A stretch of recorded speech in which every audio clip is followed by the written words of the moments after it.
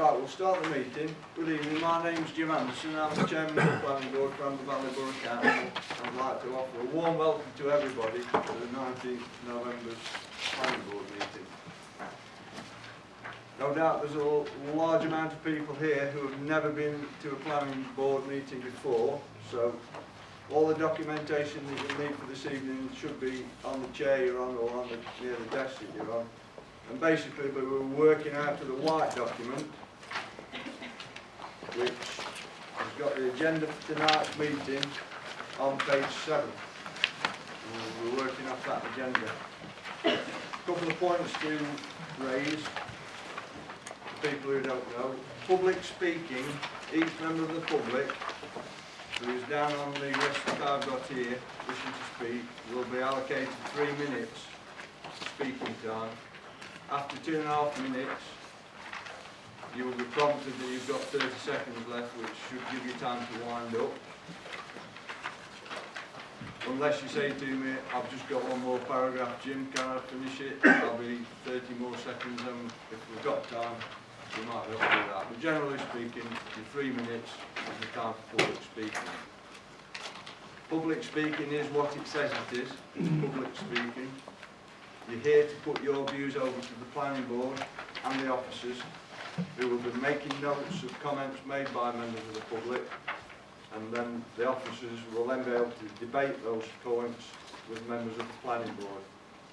The Planning Board members, including myself and the Deputy Chairman, will not start discussing anything that is raised by the members of the public under the public speaking time.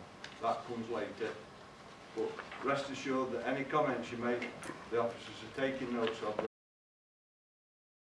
Now we get to the interesting part. Agenda item 8, public speaking. I've got a great big list in front of me.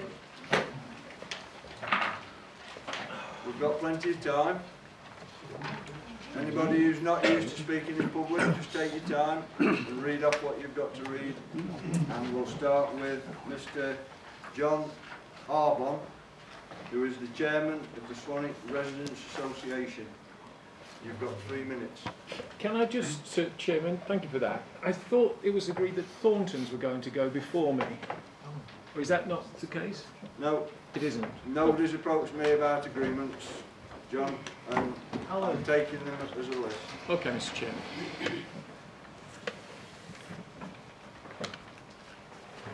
Mr. Chairman, thank you very much. Mr. Chairman, councillors, my name is John Arbon. I'm the elected chair of Swanwick Residents Association. I'm going to talk about the need for a crematoria in Amber Valley. The need argument has been promoted by the applicant because a planning inspector in Cornwall accepted there was a need to have a crematorium in Cornwall, and the lack of alternative neighbouring facilities in Cornwall resulted in the approval for the use of protected land. The applicant now points to this Cornwall decision, saying that need is more important than policy. To support their argument, the applicant has stretched the catchment area as far west as Brassington, Hartington, Matlock and Wirksworth.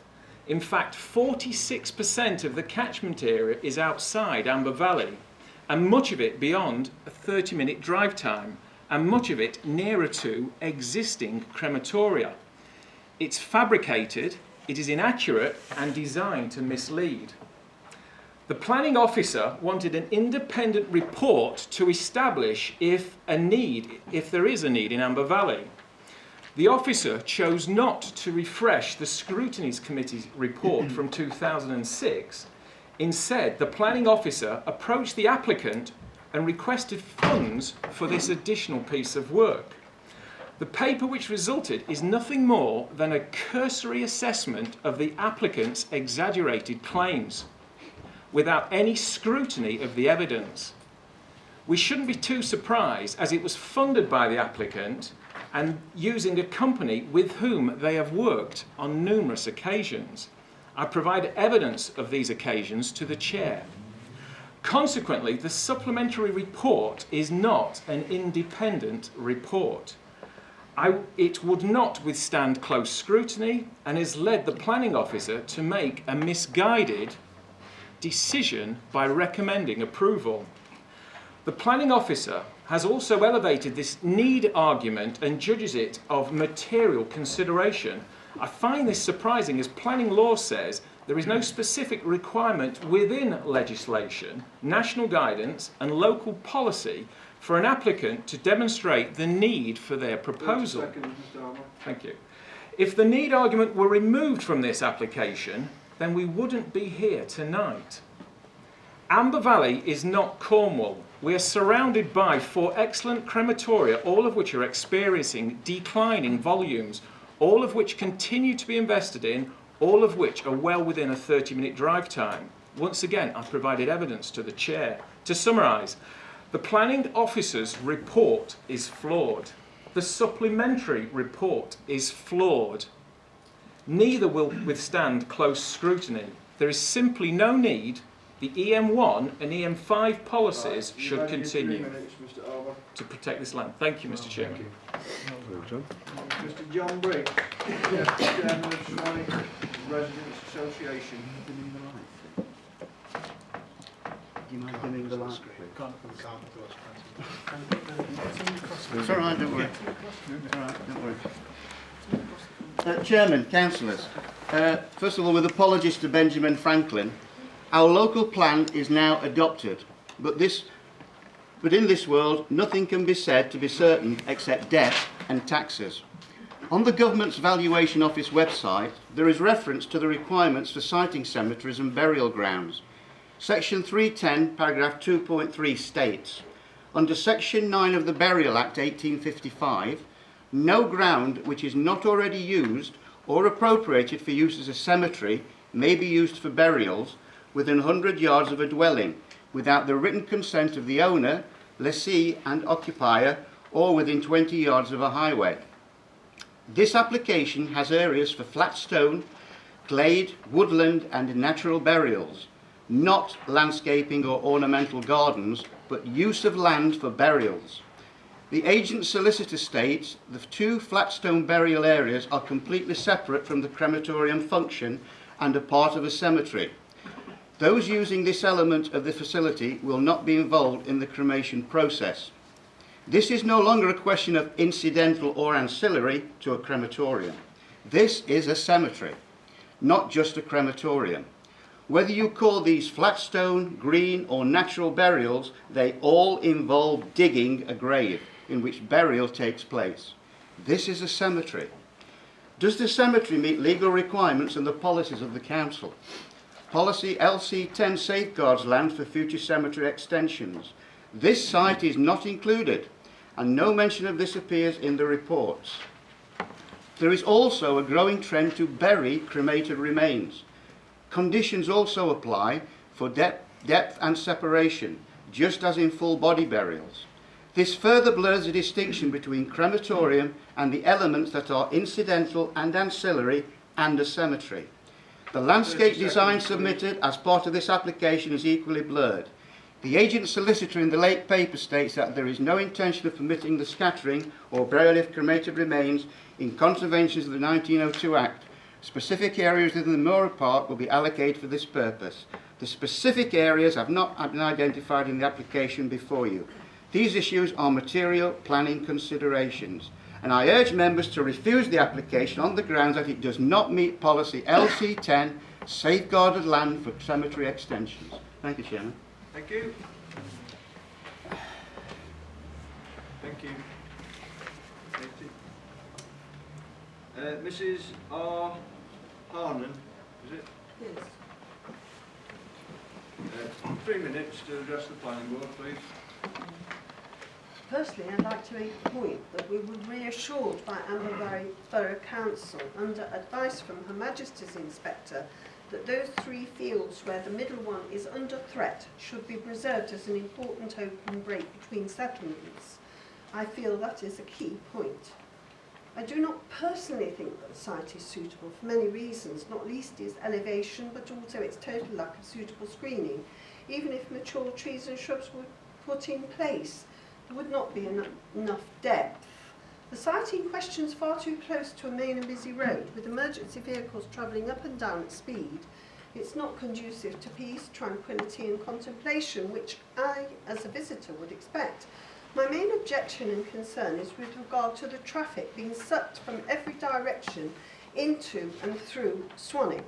From Ripley, from Pentridge, Riddings, Leabrooks, Somercotes, Old Swanwick Colliery Road, where we have factories, Thornton's, other offices, industrial units, petrol station, motel, fast food outlet, all accessing Derby Road.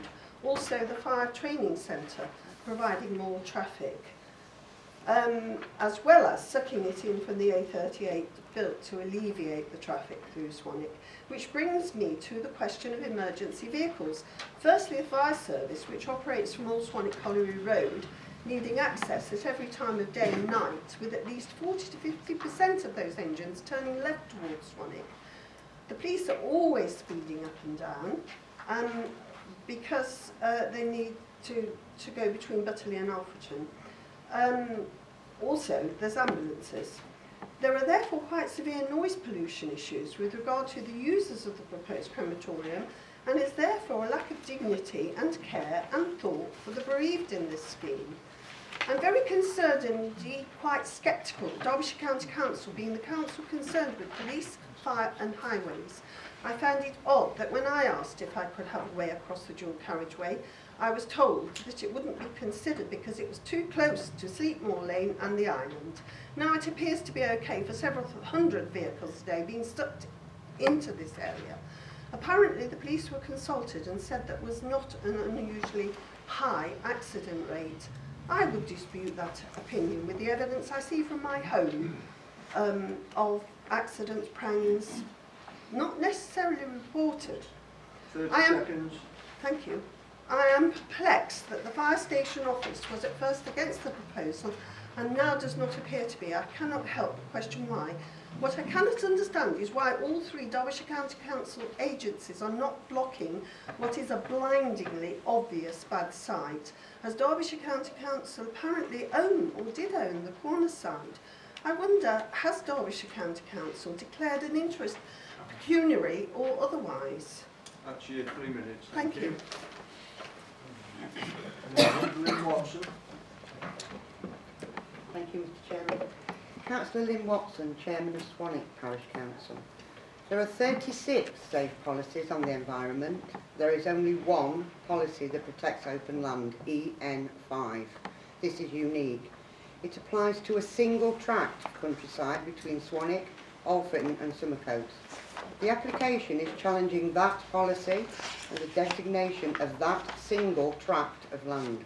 It's important to understand how the policy EN5 came about. The Parish Council has resisted any threat to the open nature of the land surrounding the settlement of Swanwick. In 1996, the local plan inquiry considered the changes proposed by Amber Valley. The Parish Council and the Residents Association pooled resources to fight the expansion of land designated for employment development. The main objection was the loss of village character and loss of break between Alfreton and Swanwick. This was a costly challenge for the Parish and Residents Association. It was and remains a matter of principle. In his report, Inspector Gill supported previous findings and suggested that an existing policy could be used to control the future land use and to safeguard the break around. Despite this, development has since taken place to the east of Derby Road. The adopted 2006 local plan to policy EN5 protected open land protects the remaining open land between Swanwick, Alfreton and Somercotes. There is no other tract of land that has such specific mention or protection. The compromise was the exception mentioned in the policy. It should be viewed as an exception to allow development associated with the rural economy, specifically agriculture and forestry.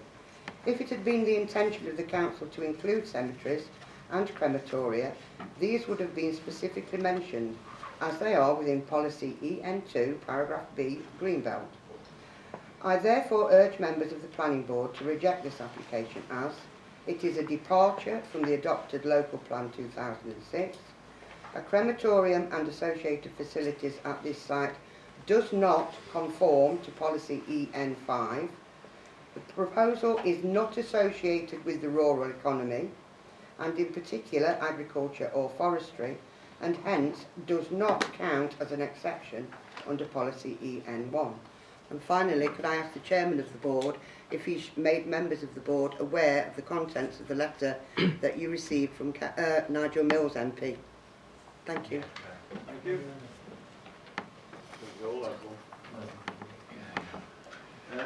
Councillor Dennis Fretwell, or Mr Dennis Fretwell, I've not got any. Yeah, Councillor. Councillor Fretwell. Thank you, Chairman. Members of the board, thank you. The operators of the surrounding crematorium at Mansfield, Derby, Bramcote and Broxtowe have not made representations on how the proposed development would affect their business. If they had, I am sure the Chairman would not hesitate to remind them that competition is not a material planning consideration and it should not carry any weight with the Planning Board. This applicant has submitted vast amounts of information about the competition, on the quality of service, buildings and general facilities, on the quantity of cremations performed and the availability of service slots, the average time taken for each service and the peaks in winter, and on distances to the existing facilities. All this has been packaged into the applicant's report and given the grand title of Qualitative and Quantitative Analysis. It has even been supported by an independent audit commissioned by Amber Valley Borough Council but funded by the applicant. Whichever way you look at this, it all comes under competition. As the Planning Board has decided that competition is not a material consideration, I urge you to have the courage of your convictions and dismiss all this paraphernalia in the application, often mentioned twice incidentally. Just think of the reading you'll save. This application must stand on its own merits, not on what the competition does or does not, or where the competition is or where it is not. A crematorium and a cemetery in a field covered by policy EN5, protected open land, I urge you to refuse it. The second point, if there's not enough, this application clearly involves a change of use from agriculture to cemetery and crematorium. The site has been and is still used for agricultural land. If this development goes ahead, this land will not in future be used for agriculture, and it constitutes a change of use in anybody's book. Change of use is a material planning consideration. The applicant has not formally submitted or sought a change of use. I therefore ask the board to reject this application on the grounds that it is a change of use from agriculture to cemetery and crematorium, and the new use would be against policy EN5, protected open land. Thank you. Thank you. Councillor George Student. Thank you, Chair. I said that right. It's quite all right. Thank you very much, Chair. I was hoping to speak last, but you'll excuse me. Mention anything on my list? No, it's okay. No, it's okay. Thank you very much, Chair. You have heard some compelling challenges already, countering the planning officer's analysis and recommendations to approve, and I'm sure that some of the other speakers will also be adding to the list. The objections reported from the Parish Council and the statements that have been delivered, all of them have been delivered with conviction and on matters of principle to defend the saved policies of our adopted plan, your adopted plan. This is an application for a cemetery and a crematorium. There are several reasons to refuse, and I'd just like to remind you what they are. Whilst there are no specific policies relating to the provision of a crematorium within the adopted local plan, EN2B specifically mentions cemeteries as one of the appropriate land uses which would preserve the openness of green belt and not conflict with the purposes of including land within the green belt. The proposed development is in an area of open countryside between Swanwick and Alfreton, specifically and uniquely provided protected open status by policy EN5. This confers protection different from and more specific than EN2, which is the policy covering green belt. It secures the separation of named settlements. The third reason is that the proposal does not secure any environmental improvements at or in the vicinity of the site.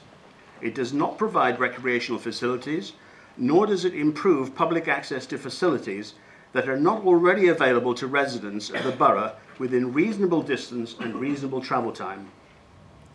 4. It does not meet the criteria of EN1.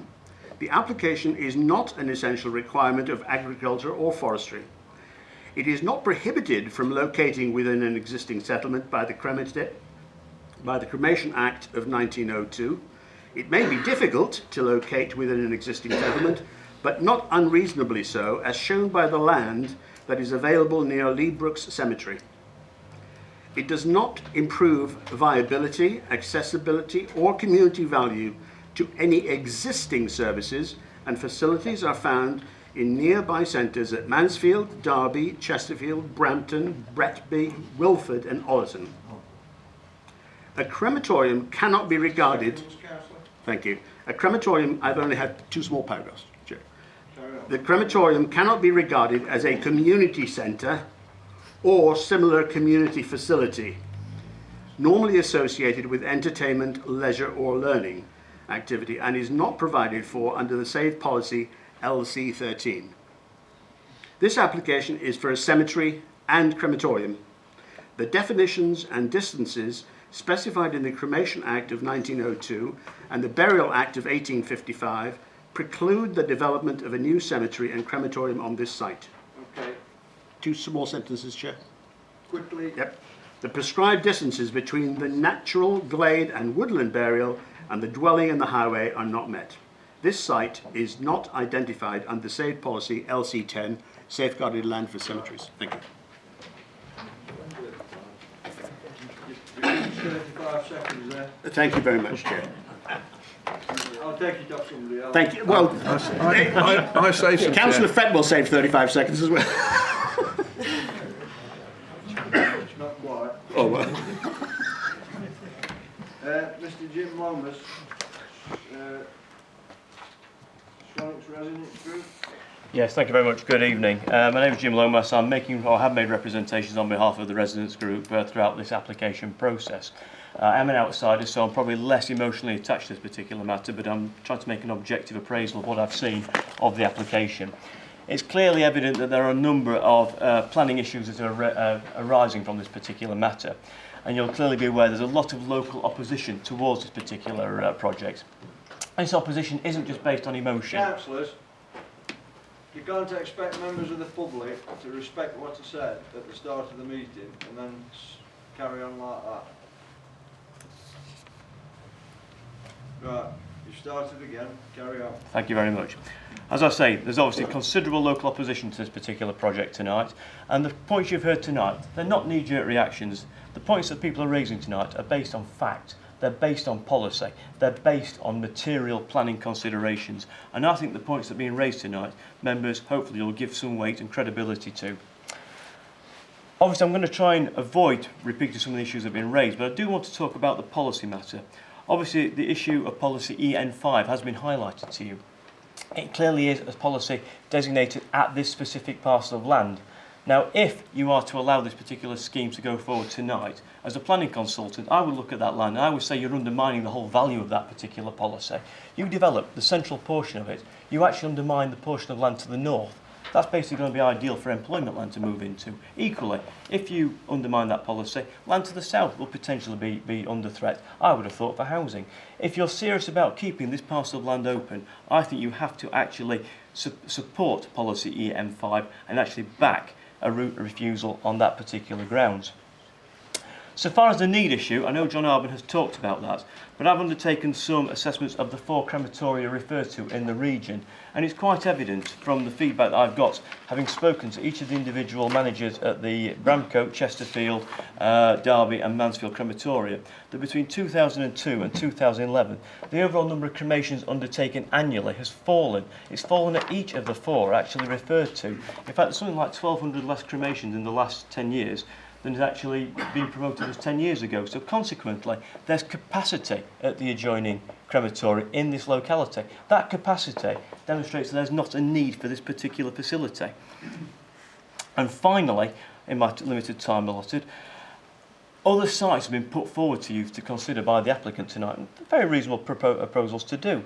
There doesn't appear to be any clear, objective, consistent appraisal of those sites. And equally, they're talking about bringing in people from other boroughs.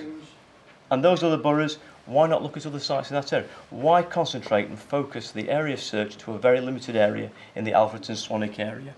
Overall, there's local opposition to this particular proposal based on fact, policy and material considerations. There's no clear case in for need, in my opinion, and other sites which have been put to you, there appears to be a less than objective appraisal of those particular sites. I'd urge you to consider very carefully the recommendation before you tonight. Thank you, Chair. Thank you very much. Mr. Alan Brown, doesn't say whether you're an applicant, objector or supporter. I'll go through it anyway. Mr. Chairman, councillors, my name is Alan Brown. I am a retired firefighter who was based at Alfreton Fire Station. The station is only a few metres away from the proposed crematorium. I also live the same distance from Derby Road as the proposed crematorium and can certainly confirm that this site is not in a quiet and peaceful setting. When fire appliances are mobilised, they have to sound their sirens to get safely onto Derby Road via an island, and if heading south, sound their sirens again at the traffic lights situated at the bottom of Sleepmore Lane. Both the island and the lights are just a few metres away from the proposed site. The fire station has 4 different appliances, plus officers' cars, all equipped with sirens, mobilised at any time in a 24-hour day. The fire service driving school is also based at Alfreton Fire Station, and firefighters from all over Derbyshire are allowed to train from there using sirens and blue lights. This is on top of the ambulances and police cars going up and down Derby Road. There is no way an existing crematorium would allow a new fire station to be built so closely to them. Please see common sense and refuse this application on the grounds that it is on an elevated site next to a very busy main road, and that no account has been taken on the impact of noise from emergency vehicles on the proposed crematorium. The siting and planning of crematorium 1978 states that the site of a crematoria requires a suitable setting to enable mourners to have the benefit of a quiet and peaceful surroundings. This site is everything but quiet and peaceful as required. Thank you. Thank you. Mr. Jamie Hodgson, applicant. Thank you, Chair. Can I stand in the middle of the room, is that right? Yeah. Stand on the roof if you want. Thank you, Chair. Our independent need assessments concluded that 179,000 people will have the potential to benefit from this facility. They are closer to this site than any other crematorium in this country. Past planning appeal decisions have taught us that need in crematoria development is defined by the number of people who currently live more than 30 minutes away from their nearest crematorium, based on funeral cortege speeds. In this instance, this represents 110,000 people, 62% of our catchment area, and is probably the most telling stat of defining need for this facility. An alternative report commissioned by Swanwick Parish Council disagrees. As such, to be sure, Amber Valley Borough Council commissioned an independent assessment into the need, and it is independent. The appointed consultants concluded that a strong quantitative and qualitative need exists, and to quote the report, there is no reason to refuse this application on the basis of lack of need. This development should be treated in context. Only 15% of the site will be developed, the other 85% will be kept green. The building is only 3,000 square foot and 7 metres at its highest point. It is not an industrial development. Despite what has been suggested, cemeteries and crematoria are classified as exceptional development. Thus, the granting of this application will not set any precedent for future industrial development or otherwise. Quite the opposite, it will ensure that the green wedge is preserved forever. Traffic generation of 5 services a day would only equate to a 0.9% increase on the average annual daily traffic flow for Derby Road. Incidentally, most of these services will be happening in the hours of 10 to 3 off-peak times when the roads are traditionally quieter. Society